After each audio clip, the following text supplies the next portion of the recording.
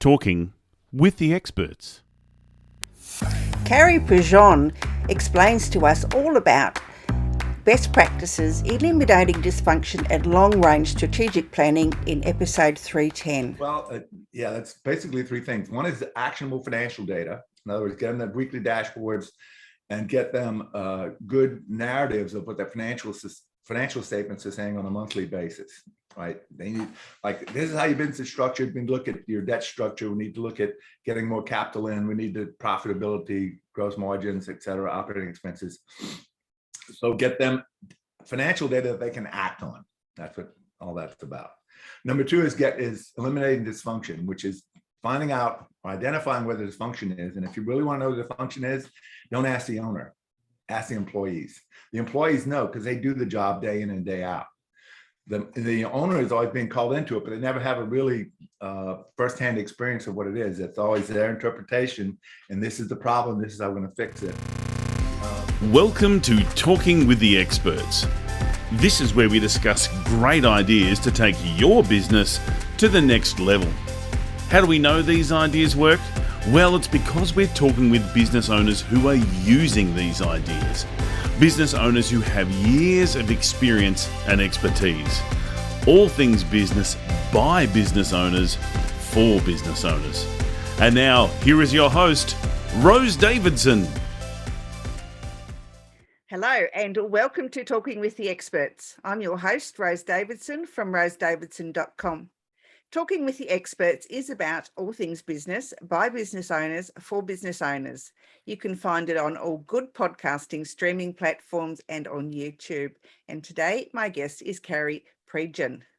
And I'm sure he's going to correct the pronunciation of his name after I get him on the screen. But he is from CFO Consulting, and his topic today is best practices, eliminating dysfunction and long-range strategic planning as far as your finances are concerned. Hello, Cary, and welcome. Thank you so much for joining me today. Hello, Rose. Thanks for having me on your show. Lovely to meet you. How did you get into financial consulting in the first place? Well, I have an accounting background. I have a degree in accounting from university. I also have a CPA. I work for one of the big 8 accounting firms. I think they're down to the big 4. And from there, I worked as a controller or secretary treasurer, and eventually, I guess, CFO for some companies, industrial companies mostly. And what I always saw was that accounting was always backward looking. It's always like, these are your financial statements for last period. These are your tax returns for last year. It was never forward looking. In fact, when I was first out into the working world, I was told that a good accountant is a good scorekeeper. Well, what does a scorekeeper do? They tell you what's already happened, right? They don't tell you how to play the game better. Right. So I was always looking for, like, there's got to be some way that I can impart to the management, the owners, whoever, like, hey, these are some opportunities I see. These are some strategic moves I think you could, at least consider to help improve the business, make it more profitable, improve cash flow, redo the debt structure, whatever. And so I started doing that, and eventually started my own consulting firm, CFO Consulting. And I found that it was much more effective for the business owners to get that kind of advice rather than, here's your financial statements. And I've seen that so many times where you go into a business and the accounting department hands over, here's the financial statements for last month, boss. Let me know if you have any questions. And the owners don't have any questions because they don't know what they're looking at. No, and I agree with you that forward thinking and planning for the future is a lot better than looking at the stuff that's already happened. And I mean, that's for the accountant or the bookkeeper to worry about, basically. Right. Obviously the profit and loss is the business owner's responsibility to look at, but the other stuff to how you could move the business forward based on those figures, I think is a heck more important than, looking at last year's financials. Right. Most business owners, you give them financial statements and it looks like a bunch of numbers on a page. They don't know how to interpret it. They don't know the financial statements are saying about the state of their business in terms of its financial strength, its liquidity, its profitability, its effectiveness. So they generally need someone to help them interpret that. And that's what That's what accountants are supposed to do. But most accountants are, and I'm not trying to, what do you call it, dis accounting as a profession, but most of it is like, okay, here's a financial statements. Yeah, it's a what's the words they use in an audit report? It's fair and reasonable presentation of the results of operation and financial condition, right? Okay, what does that mean? So a lot of business owners, and I'm not saying all, but a lot of business owners, they look at, what was our bottom line? A lot of business owners, in terms of managing by the numbers, and I hear that a lot. I want to be able to manage by the numbers, and really for them, managing by the numbers is how much cash we have, which is, as of today, so what? What do you have coming? They don't have good cash management tools. They don't have dashboards to tell them what's going on in the business during the month. Most financial statements come out, at the earliest, generally 10 days after the month. So what can you do with that? There's nothing you do about last month. It's over.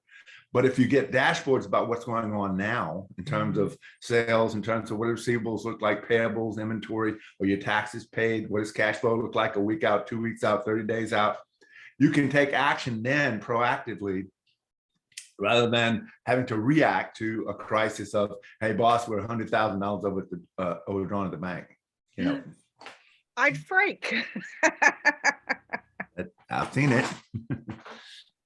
So, I guess what you do in your strategic planning is you provide the owner with actionable financial data, and, you limit their time to, about an hour a week.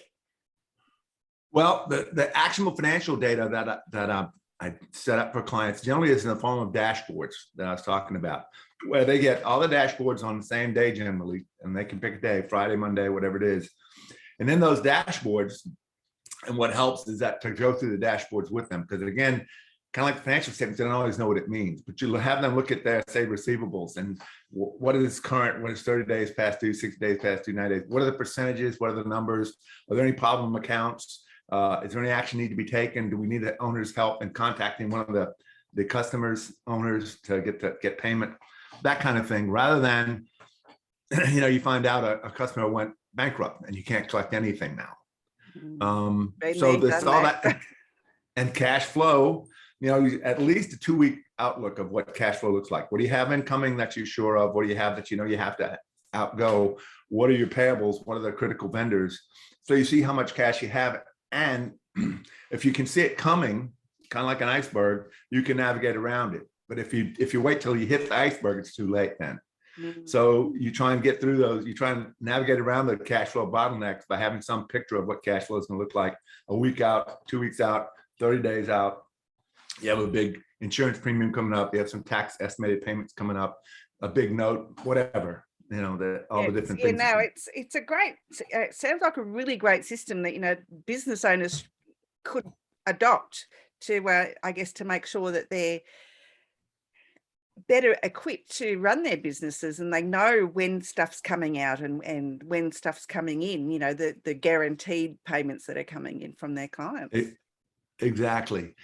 Here's how it normally works. The business owner comes in, he or she doesn't know what's going to happen. They know something's going to happen because almost every day they're handed some crisis du jour, as I call it, some hand grenade put in the lap, and now you got to defuse it.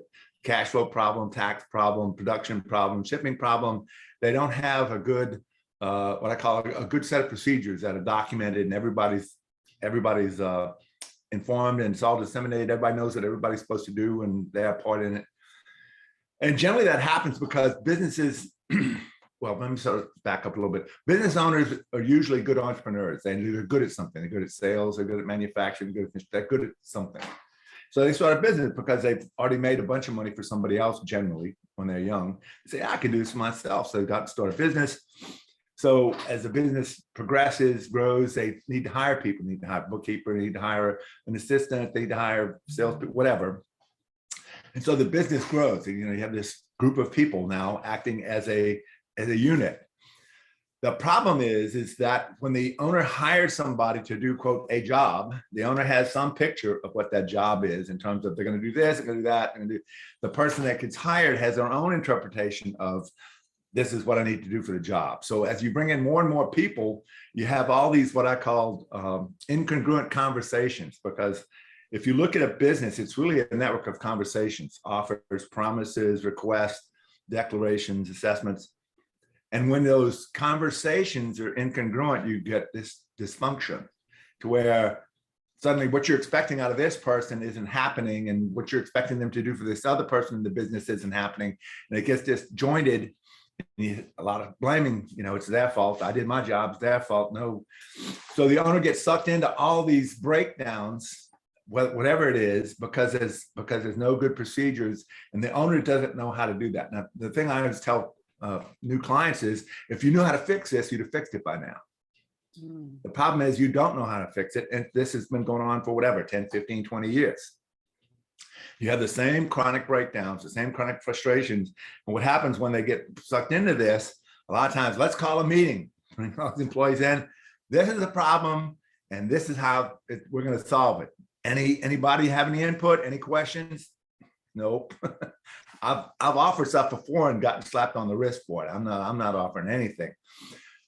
So you have an entrepreneur. Again, entrepreneurs are very good at what? Taking risks, seeing opportunity, making things happen, taking action. A good manager is good at what? Keeping things steady, not changing things up. I've seen owners, because it's kind of boring, they go and change things just to see if they can make it better, and it creates chaos.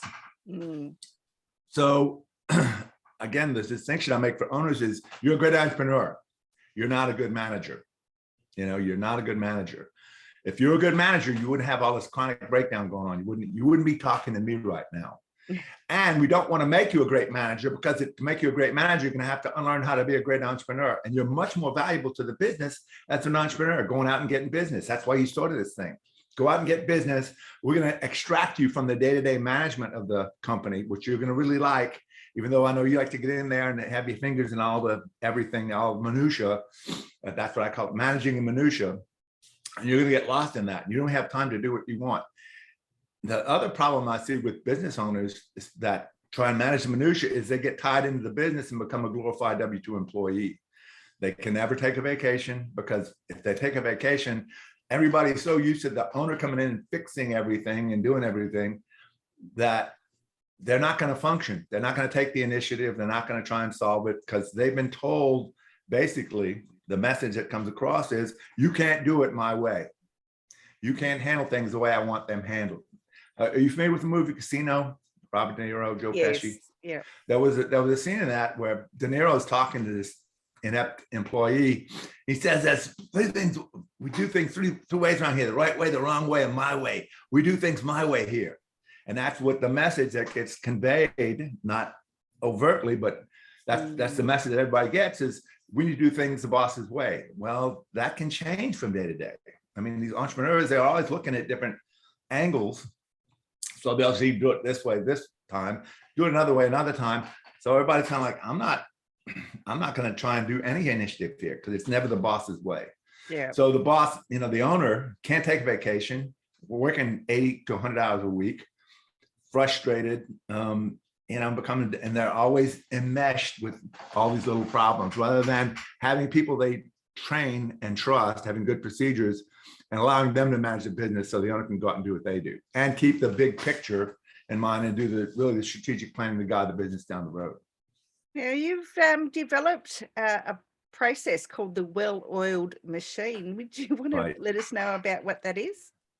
Well, yeah, that's basically three things. One is actionable financial data. In other words, get them the weekly dashboards and get them good narratives of what their financial statements are saying on a monthly basis, right? They need, like, this is how your business is structured. We need to look at your debt structure. We need to look at getting more capital in. We need the profitability, gross margins, et cetera, operating expenses. So get them financial data that they can act on. That's what all that's about. Number two is eliminating dysfunction, which is finding out or identifying where the dysfunction is. And if you really want to know what the dysfunction is, don't ask the owner, ask the employees. The employees know, because they do the job day in and day out. The owner is always being called into it, but they never have a really firsthand experience of what it is. It's always their interpretation, and this is the problem, this is how we're going to fix it. So get all the procedures done to where the business is now operating smoothly in the background, and the owner's not constantly being interrupted with, hey boss, problem. And thirdly, the thing that's going to separate successful businesses from those that may or may not make it is long-term strategic planning. And that is designing the business into the future, because your business is going to be buffeted around by the market, competitors, suppliers, technology, government regulations, taxation, the workforce. All those things are going to move your business around.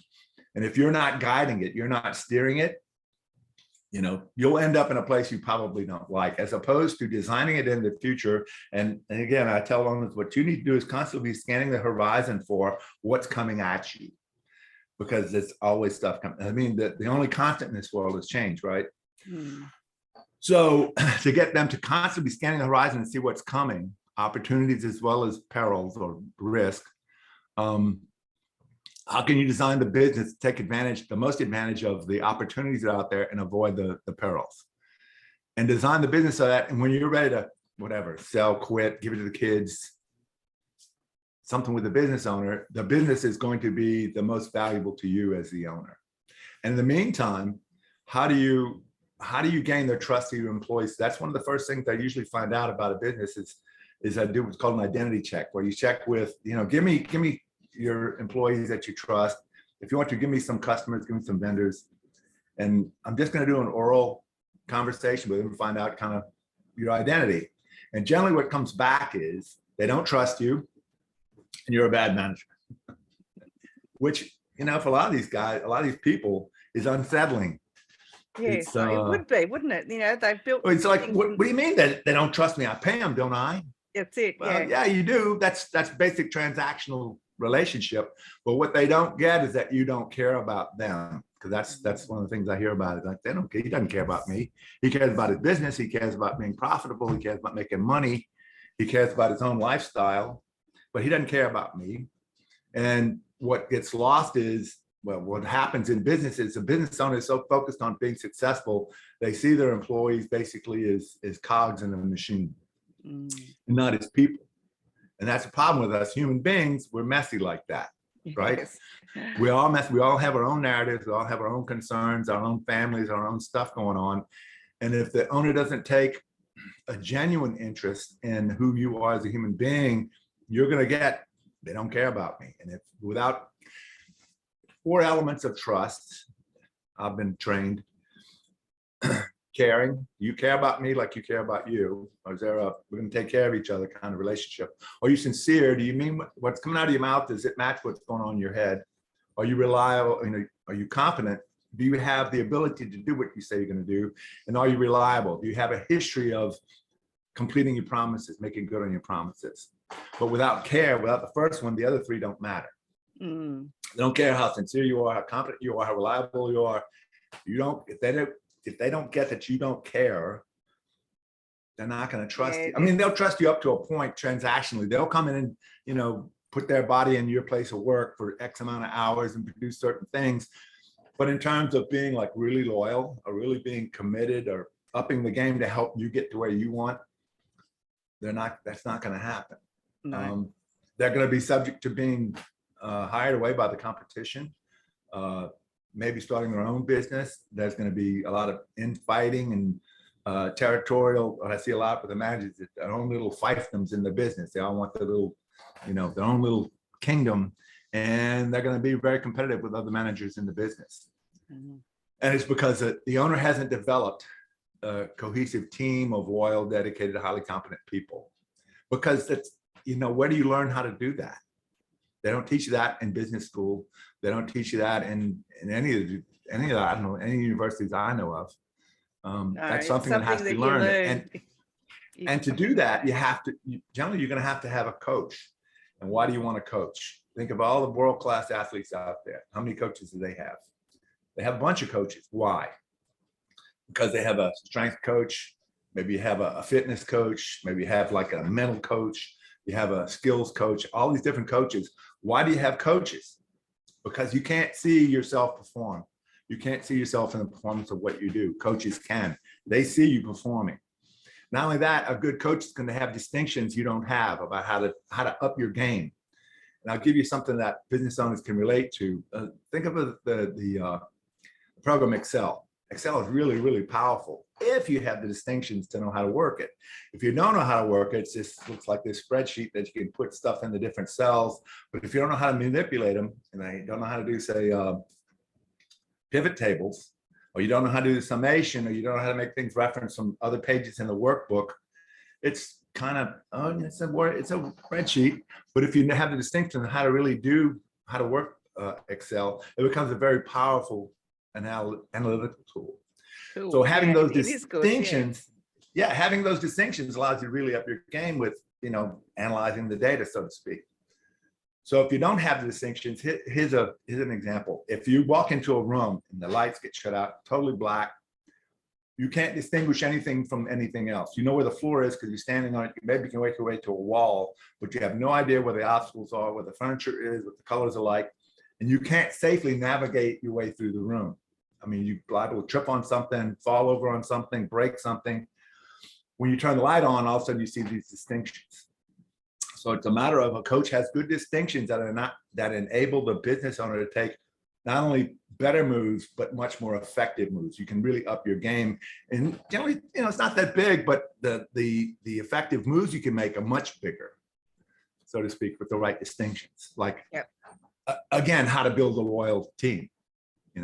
Those distinctions, you're not going to find them hardly anywhere. But with those kind of distinctions and time and practice, you can build a very loyal, devoted team of highly skilled people. Absolutely. Yes. I totally agree with you. I think it's a learned technique. It's not something that you're born with, that's for sure. Right. So, Cary, where can people find you if they'd like to know more or work with you? I had a mental block then, sorry. That's all right. It's all right. It's still early for me. Well, I have a website, strategicadvisors.org. I'm on LinkedIn, Cary Prejean, CFO Consulting. Let's see. My email is cary@cfoconsulting.co, not .com. Yeah. I'm easy to find if you look for me. Well, we'll just Google you up and then it'll all be there, and you'll become totally famous. I hope so. Cary, what words of wisdom would you like to share with our audience today? I had a mentor a long time ago. He said, "You want to know the secret to life?"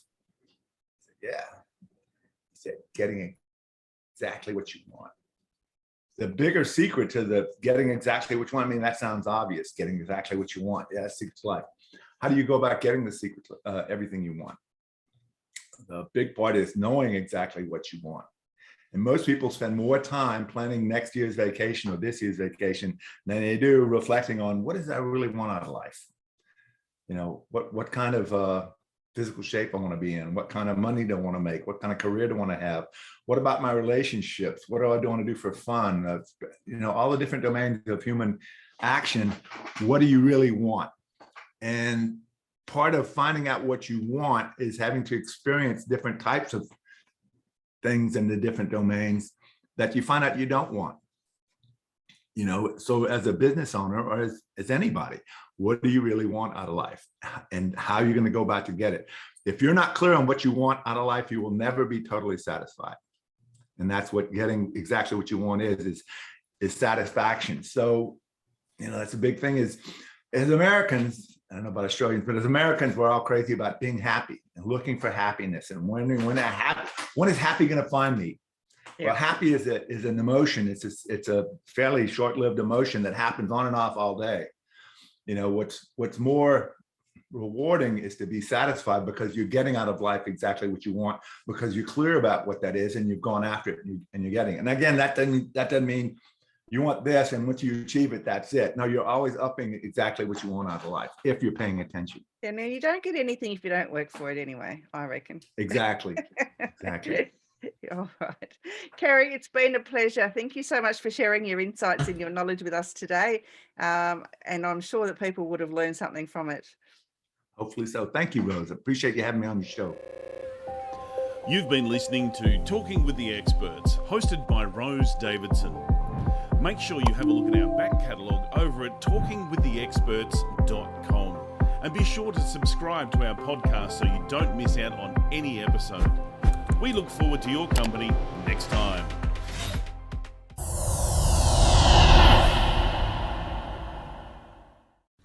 Talking with the experts.